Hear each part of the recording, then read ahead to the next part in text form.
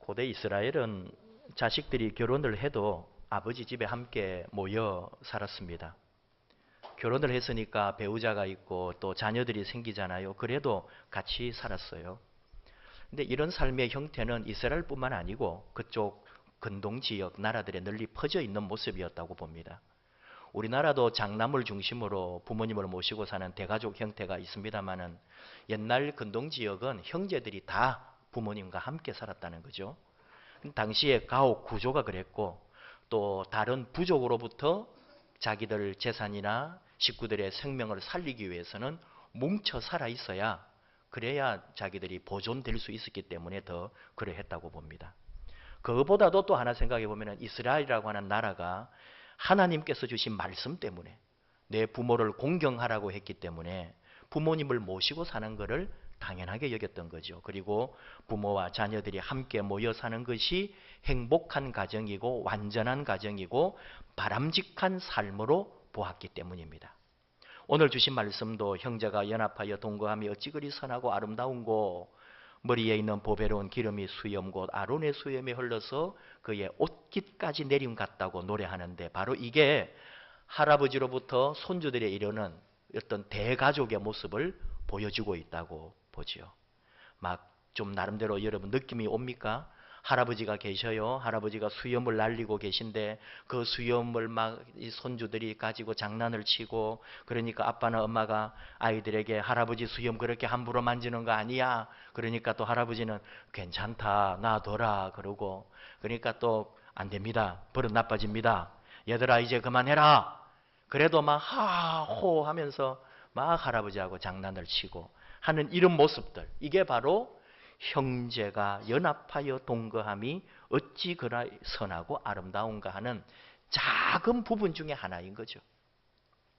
연합하여라고 하는 게 히브리어로 야하던데 하나인 것처럼 결속되어 있다 그런 말이에요. 둘이 아닙니다. 하나입니다. 땜질한 흔적조차 없이 완벽한 하나. 이게 연합된 거예요. 형제는 그렇게 붙어 있는 거죠. 형제는 하나입니다. 동거한다는 것은 야사본데 자리를 함께 하고 있다. 실제로 같이 살아가고 있다. 구체적으로 같이 거주하고 있다. 그런 말이에요. 그래서 이 대가족의 연합과 동거하는 삶을 파괴하는 것은 그 시대는 상상할 수가 없는 거죠. 가장 잘못된 형태가 그 대가족의 연합과 동거함을 깨는 거예요. 만약에 연합과 동거를 방해하는 세력이 있다면 힘을 합해서 몰아내는 거죠. 예를 들어 아브라함과 롯이 같이 살았죠. 조카 롯이. 이제 아브라함이 나올 때부터 이 조카 롯을 데리고 나왔고 유일하게 그 나름대로 가족이라고 하면은 이 조카 롯이었기 때문에 아브라함하고 롯 관계는 부자지간 같아요. 오랫동안 함께 살았고. 근데 나중에 이 아브라함하고 조카 롯이 분가를 하게 되죠. 그리고 이제 그러니까 벌써 그때부터 이제 뭔가가 좀 이상해지는 거예요. 연합하고 동거해야 되는데 분가했다는 것 자체가 조금 문제가 생기는 거죠. 그래도 바로 이 가족같이 살았기 때문에 나중에 롯이 잡혀가잖아요. 식구들이 다. 그때 아브라함이 318명의 훈련받은 종들을 데리고 가서 목숨을 걸고 이 조카 롯과 가족들을 구해옵니다. 그러니까 연합과 동거함의 그 정신이 대단히 강하고 그렇게 살았다는 거예요. 오늘 하나가 되어가지고 연합하여 사는 모습을 다윗이 노래하고 있죠. 기름이라든지 턱수염이라든지 또 이슬이라고 하는 표현을 해요.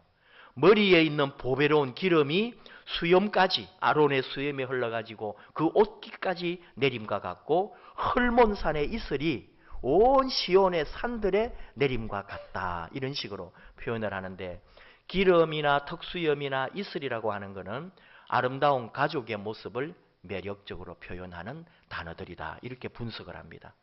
흘러내린다 하는 게 히브리어로 요레더 이런 뜻이거든요. 말이거든요. 그러니까 뭔가 이렇게 쫙 흘러내리는 건데 형제가 어울려 함께 살아가는 그 가정, 그 공동체 위에 하나님의 복이 머리에 부은 기름이 쫙 흘러내리는 것처럼 하나님의 복이 요레더 되는 그 복이 흘러내리는 그런 걸 상징하는 게 바로 이 시입니다. 하나님의 복이 이 형제가 연합하여 동거하는 그 가정, 그 공동체 위에 내려온다는 거죠. 임한다는 거죠. 근데 여기서 이제 우리가 하나 생각을 해보는 거예요. 연합하고 동거하는 거 분명 좋은 일이고 옳은 일이기도 합니다. 다 우리 그거 반대할 사람 아무도 없고 인정해야 됩니다. 그런데 실제로 연합하고 동거하는 삶이 마냥 좋기만 한가? 이 질문이죠. 여러분 어떠신지 모르겠습니다. 연합하고 동거하던 아브라함과 롯이 나중에 롯이 분가해 나갑니다. 그 이유가 무엇이었느냐 하면은 목축지가 좁아서였습니다. 두 사람에게 속한 양은 많아지고 목축지는 좁아서 하인들 간에 서로 다투는 거예요. 서로 좋은 풀을 차지하겠다고. 연합하고 동거하는 가족들인데 하인들은 그 풀 가지고 싸우는 거죠. 결론은 뭐예요? 나누어져야 되는 거예요. 아브라함이 롯에게 선택권을 줍니다. 양보한 것처럼. 우리 그렇게 다 알지요. 아주 화합하는 그 참 이 아브라함의 덕망을 생각하는데 따지고 보면은 사실은 갈등 구조라는 거죠. 보기만 좋은 거죠. 속은 상하는 거 아니겠어요? 에서하고 야곱 같은 경우도 보면은 아버지 이삭이잖아요. 아버지는 거부입니다. 두 아들에게 물려주고 뭐 남을 만큼도 더 남아요. 그런데 이 아들 둘뿐인데도 한 아들 야곱이 아버지 집을 떠나는 거예요. 삼촌 라반의 집으로 가죠. 이유는 신부감을 구하러 가는 겁니다. 그러나 진짜 이유는 그 전에 있었죠. 팥죽 한 그릇으로 그 모든 장자권을 삼으로 형을 속이고 아버지로부터 축복권을 받아버리잖아요. 형 에서의 복수를 피하기 위하여 삼촌 라반 집으로 도망간 거거든요.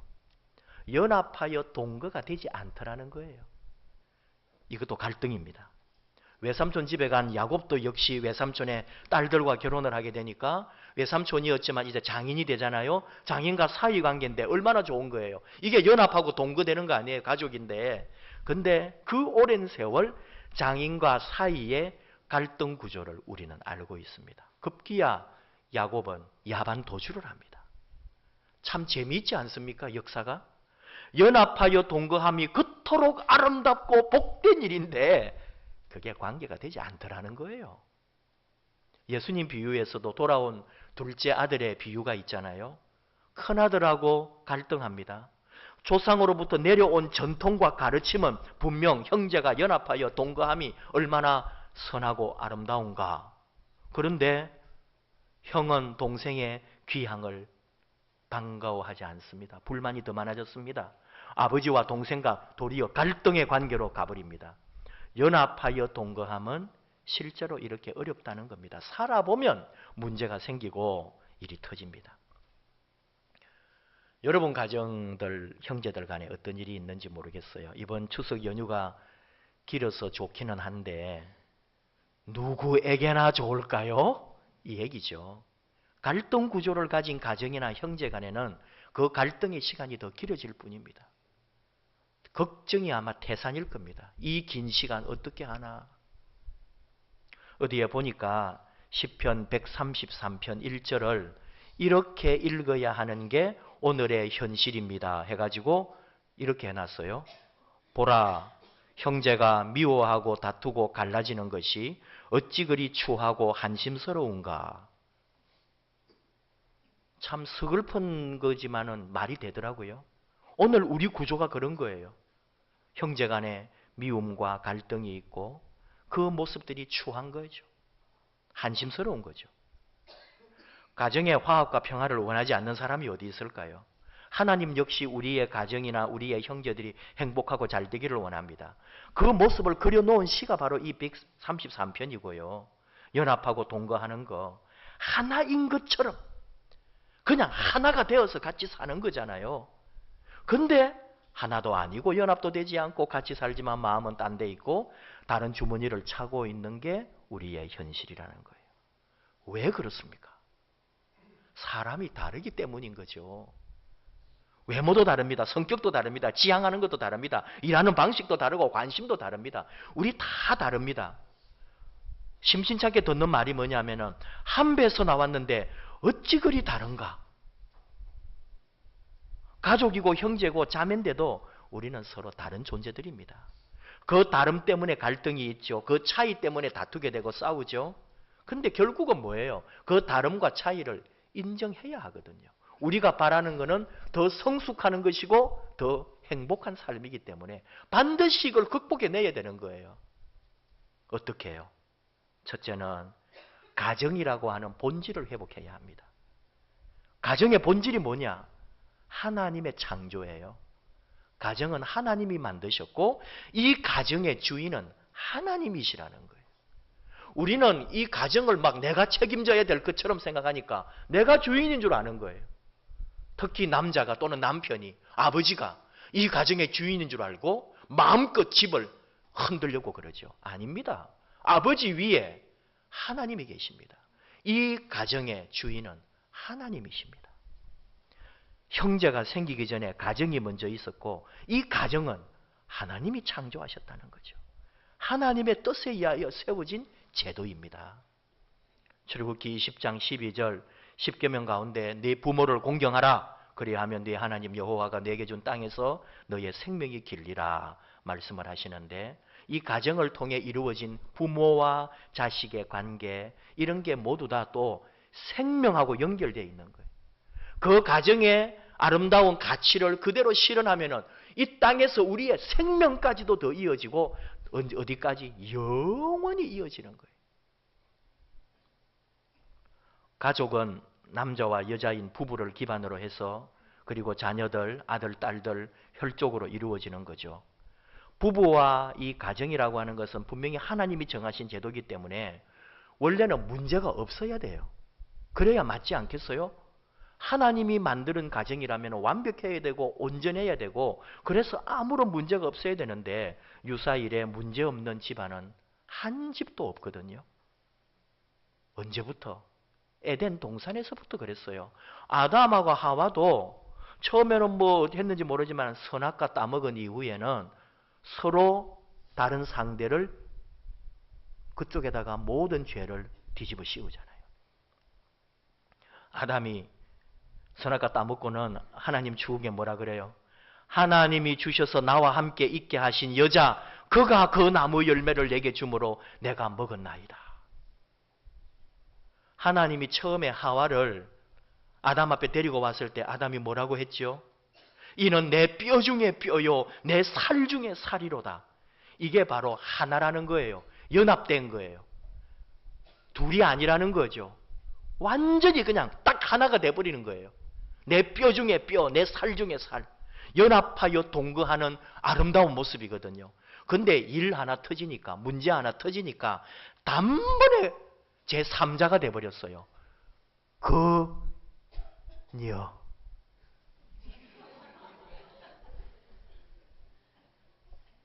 남이요, 남. 객관적 거리를 가진 대상이 됐어요. 아닙니다.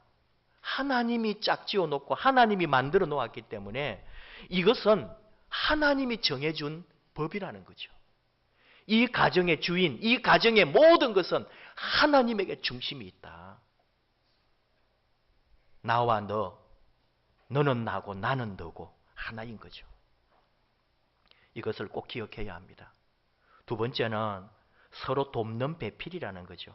창세기 2장 18절 여호와 하나님이 이르시되 사람이 혼자 사는 것이 좋지 아니하니 내가 그를 위하여 돕는 배필을 지으리라 하시니라. 돕는 짝이라는 거죠. 짝이 한 개가 있나요? 짝은 반드시 그 상대가 있어야 돼요. 두 개가 되어야 짝이 돼요. 우리는 돕는 배필로 짝이라는 거예요. 돕는, 서로 도와주는, 마주하는 것으로서의 도움. 히브리어를 이게 그대로 돕는 배필이라는 말을 우리가 개인적으로 그냥 좀 이렇게 사적으로 번역을 해보면 그렇게 나와요. 그와 마주하는 것으로서의 도움. 무슨 말이냐면은 서로 다르기 때문에, 서로 다른 역할을 가지고 있기 때문에 반드시 도움을 필요로 한다는 거예요. 나 혼자서는 온전할 수가 없는 거예요. 반드시 도움이 있어서 짝이 되어야 만들어지는 거예요. 하나로. 또 돕는다라고 하는 것은 군사용어로 지원군, 응원군이거든요. 적군에게 밀리고 있을 때 응원군이 와가지고 전세를 뒤집어 주는 거예요. 이게 돕던이에요. 그러니까 반드시 필요한 거예요. 상호 존중이죠. 인격의 동등성이고 서로에게 도움이 되어서 결국은 전체가 온전해지는 것. 근데 이것이 단순히 부부간의 문제만 아니라는 거예요. 남자와 여자 아담과 하와만이 아니라 우리 인간이 서로에게 모두가 다 서로 돕는 배필이 되어야 한다. 그런 말입니다.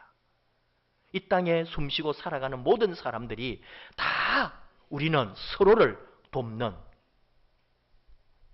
배필들이다. 남자가 여자를 돕고 여자가 남자를 돕고 불완전한 인간들이 또 불완전한 모습 가운데 상호 돕는 관계로 아름다운 공동체를 만들어가는 거죠. 바로 가족이나 형제도 마찬가지라는 거예요. 우리 이 가문이라는 것도 마찬가지라는 거죠. 가정의 화합과 평화를 원하지 않는 사람 분명히 없잖아요. 우리 다 분명히 잘 되기 원하잖아요. 그러니까 이 가정, 여러분의 집안 또는 모든 가문, 형제들 간의 관계 속에서 반드시 이 관계를 극복하는 길은 우리는 서로 돕는 관계다. 서로 도와주는 짝들이다 하는 것을 기억해야 합니다. 형제 간의 가족 간의 갈등은 분명히 있을 수 있습니다. 더 나아가서 국가와 국가 간에도 갈등이 있고요. 지금 우리 남북 간에도 말할 수 없는 갈등으로 서로 싸우고 있는 거죠. 이런 거를 근데 또 너무 부정적으로 볼 필요는 없습니다. 왜냐하면 아담과 하와도 그 관계가 잠시 깨지는 것 같아도 결국은 하나님의 은혜 아래 서로 연합해서 새로운 가정을 이루고 새로운 역사를 만들어가는 거거든요. 우리 집안도 마찬가지예요. 좀 다툼도 있고 나누어지는 것도 있고 분리가 되기도 하지만은 결국은 이 일로 우리는 자라게 되거든요. 나라도 마찬가지고요. 좀 거창하게 말하면 아놀프 토인비가 문화와 문화가 만나서 문화 충격이 일어나는데 그 충격이 없으면은 발전도 없다고 그랬거든요. 우리 한국 교회, 우리 한민족도 마찬가지예요. 조선말 복음이 들어왔을 때 이 기독교라고 하는 게 서구의 종교가 들어왔다 그래가지고 우리 조선 땅이 난리가 나는 거죠. 철저하게 배격하고.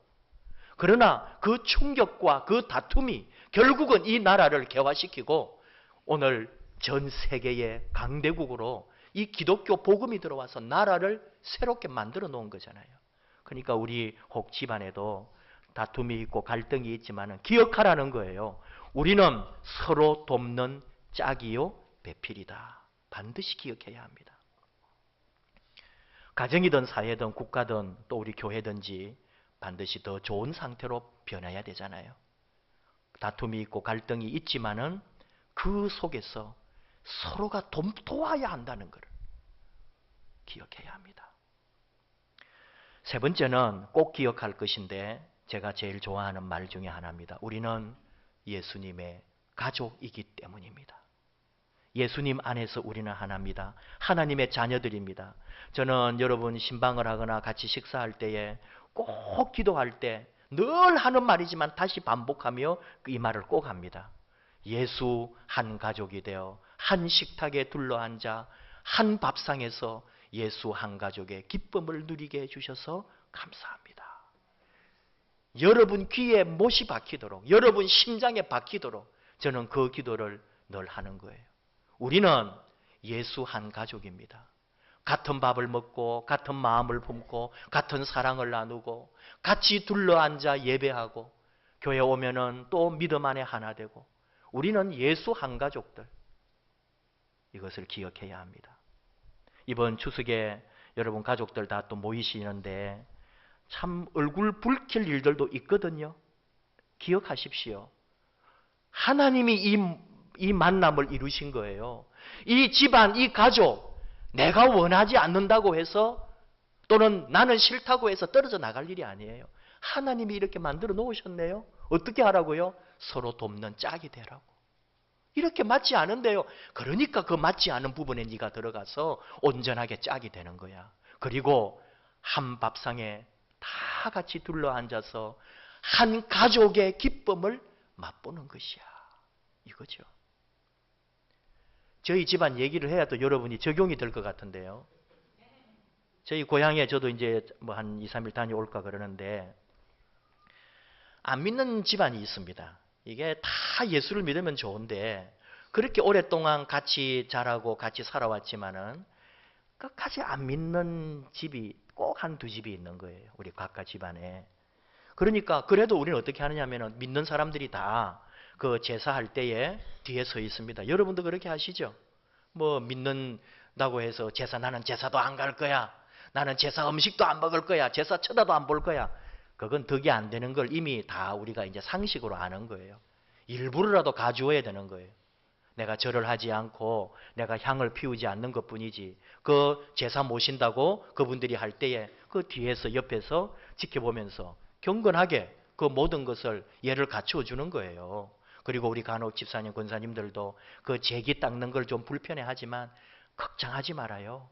예수의 능력은 그 제기, 제사 음식 그것점이야. 여러분 마음껏 제기도 좀 닦아주고 씻어주고 정리해주라고요. 그러다가 한 개 좀 던져버리기도 하고. 그렇게 이렇게 다 얼마나 그 좋아요. 자, 근데 이제 뭐냐? 이제 제사를 다 해요. 이 집 저 집 막 다 여러 군데를 가더라고요. 여러분도 그렇게 하시죠? 한 집에서 하는 게 아니고 큰 집에서 하고 작은 집에서 하고 또 저쪽 집에서 하고 그쪽에 다 어르신들이 있으니까. 그렇게 해가지고 이제 다시 또 우리 제일 큰 집에 모여서 아침을 먹어요. 늦게. 우리 집은 그렇게 우리 집안은. 그러면 이제 문제는 뭐냐? 제사 다 했고 밥 먹었으면은 성묘하러 가야 되잖아요. 근데 우리 교회 다니는 사람들이 그래도 숫자가 더 많지만 양보를 해가지고 밥 먹고 예배를 드리는 거예요. 그러니까 이제 기다리는 거예요. 이제 빨리 성묘 가야 되는데 빨리 가서 또 내려와서 점심도 먹고 준비도 하고 할 일도 많은데 이 또 예배 드린다고 자기들은 이제 밖에서 한 1시간 전을 기다려야 되는 거예요. 다 했고 이제 성묘 가면 되는데 그러니까 뒤에서 막 투덜거리고 뭐라 하고 뭐라 그러는 거예요. 다 들리죠? 해마다 반복되는 거예요. 자, 먼저 어디서 문제가 터지느냐? 궁시렁 하고 예배 마치고 이제 막 일어나가지고 성묘 갑시다 하고 나오면은 뭐가 교회 다니고 이거 좀 시간을 바꿔가지고 너도 뭐 예배를 뭐 언제 드리고 해가지고 뭐네. 그때 이제 우리 꼭 또 교회 다니는 사람 중에 입 바른 사람이 한 명 있어요. 그러면 우리는 제사할 때에 뒤에서 다 그리 해주는데 너희는 예배 드리는데 뒤에서 와 앉아 있었나? 이러면서 막 이렇게 다투는 거예요. 이게 여러분 집안도 그래요? 이게 그냥 살아가는 시골에 고향 가면은 하는 일들이에요. 말 안 해도 되는데 하도 그러니까 이제 이쪽에서 한마디 하는 이게 서로 다 까먹는 거예요. 예배 잘 드리고 한마디씩 하고 저쪽은 또 제사 잘 모시고는 또 교회 다니는 사람들한테 한마디 하고. 근데 그때마다 저는 기억하는 거예요. 그래서 우리가 형제간에 그래도 예수님 안에 또는 한 조상님 안에 같이 우리가 형제 자매가 된 거는 이 부족한 걸 같이 맞추어 가고 우리 믿는 사람들이 그래도 더 양보하면서 그 제사 드린 음식이지만 다 같이 그 큰 상에 둘러앉아서 같이 먹거든요. 저도 일부러 더 이렇게 모범이 되려고 애를 많이 씁니다. 저 말고도 또 목사가 또 있습니다. 우리 집안에 형제들 중에. 그래서 우리가 서로 덕이 돼 보려고 얼마나 애쓰고 노력하는데 꼭 이 입 바르신 분이 다 까먹는 거예요. 그러지 말라고. 그래도 우리 다 결국은 형제고 어차피 산소도 같이 갈 건데. 그런 게 우리들 안에 있는데 뭐냐? 한 가족이라는. 서로 좀 약점도 있고 마음에 안 드는 것도 있고 상처를 좀 주기도 하고 받기도 하죠. 그래서 또 가족 아닌가요? 그러면서 또 회복해가고 또 하다 보면 이쁜 것도 보이고 또 마음 상해 있다가도 뭐 때문에 화해가 되기도 하고. 그러나 더 중요한 것은 우리가 그리스도인들이 우리는 예수 한 가족이다. 저 사람들 아직 믿지 않는 형제들이 있지만 한 상에 둘러앉아서 같이 밥을 먹는 한 우리는 결국은 예수 안에 이 가정, 이 가문을 이루신 분은 우리 하나님이시기 때문에 하나님 안에 우리 다 한 가족이다. 그 마음으로 크게 품는 거죠. 이번 추석에 여러분 가정이나 여러분 가문이나 여러분 집안에 우리 주님이 주시는 이런 기쁨이 넘치기를 축복합니다. 우리 성도님들이 더 많이 사랑으로, 양보로, 믿음으로, 말씀으로 무장하고 오늘 주신 말씀 그대로 우리 가족들, 우리 형제들, 우리 집안이 화목하게 되고 행복하게 되고 다시 새롭게 되는 길은 이 모든 가문 하나님이 이루셨고 우리는 서로 돕는 짝이 되어서 더 온전한 우리의 가정과 가문을 만들어가고, 그리고 더 중요한 거, 누가 뭐라 그래도 너와 나는 예수 안에 한 가족이다. 당신은 결국은 예수님 안에서 만나게 될 나의 형제요 나의 자매다 하는 그 마음으로 깊게 사랑하고 섬겨주고 주님의 은혜로 이번 추석 명절이 행복한 기간 되기를 축복합니다. 요한일서 4장 20절 말씀합니다. 누구든지 하나님을 사랑하노라 하고 그 형제를 미워하면 이는 거짓말하는 자니 보는 바 그 형제를 사랑하지 아니하는 자는 보지 못하는 바 하나님을 사랑할 수 없느니라. 우리 하나님 사랑하면 형제들, 심지어 믿지 않는 형제들까지 사랑함으로 하나님의 그 사랑 더 많이 느끼고 돌아오는 추석 명절 되기를 축복합니다. 우리 찬양합시다.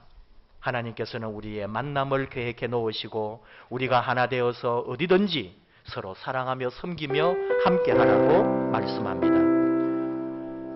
믿음의 식구들은 믿음의 식구대로, 또 믿지 않는 형제들 더 깊은 사랑으로 함께 섬기면서 이번 추석 명절 생각하면서 하나님께서 예비해 두신 만남을 기대하며 함께 찬양하십시다.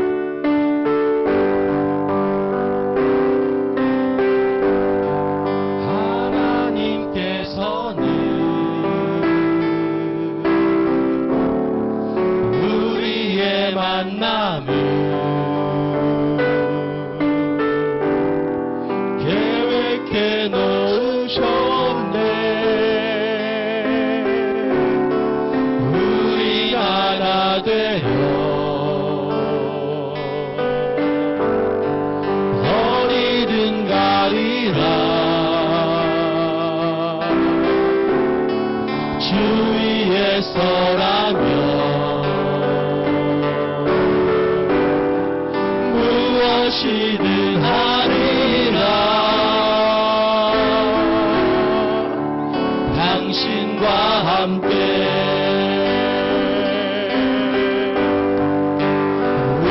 우리는 하나 되어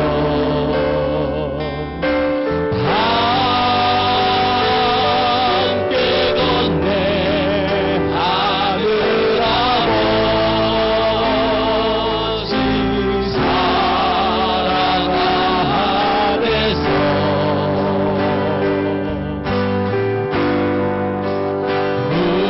우리는 기다리며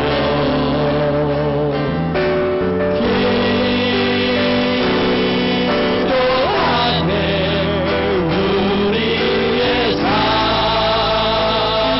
삶에 사랑 넘치도록 우리 모임은 주님만 따르리. 또 우리 모임은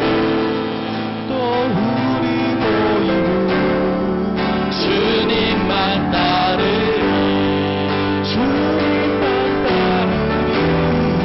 난란이 올지라도 주 함께 하시니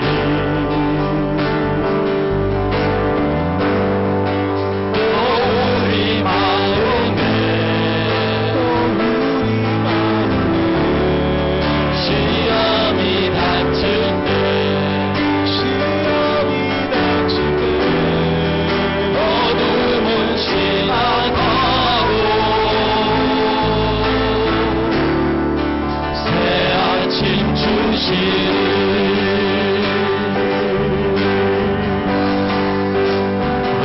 우리는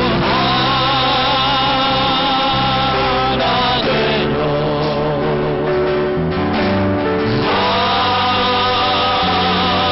함께 걷네. 하늘 아버지 사랑 안에서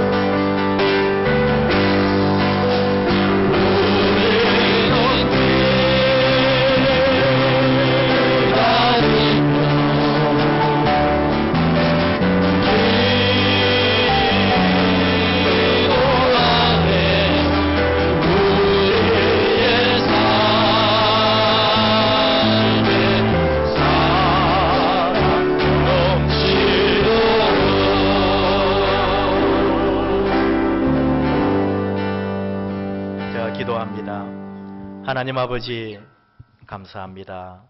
추석 명절 긴 연휴를 주셨는데 이 기간이 도리어 우리를 힘들게 하거나 아프게 하거나 상처 주는 기간 되지 아니하고 하나님의 은총과 그 귀한 복 아래 기쁨과 감사가 넘치는 우리 민족 고유의 명절이 되게 하여 주시옵소서.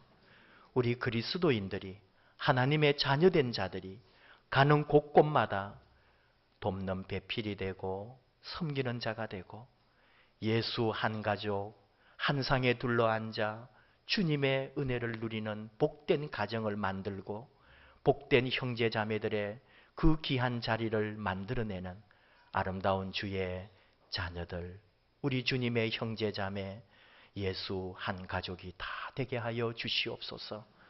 가고 오는 길 인도해 주시고 우리 모든 삶에 오직 하나님의 영광 또 우리에게 주시는 하나님의 복이 흘러내리는 귀한 추석 명절과 우리 가정, 가문이 되게 하여 주옵소서.